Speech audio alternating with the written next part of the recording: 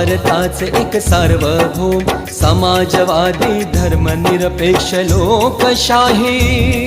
गणराज्य घडवण्याचा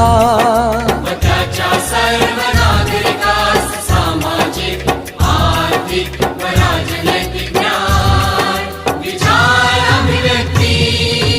विश्वास श्रद्धा व उपासना यांचे स्वातंत्र्य दर्जाची व संधीची समानता निश्चितपणे प्राप्त करून देण्याचा आणि त्या सर्वांमध्ये व्यक्तीची प्रतिष्ठा व राष्ट्राची एकता आणि एकात्मता यांचे आश्वासन देणारी बंधुता प्रवर्धित करण्याचा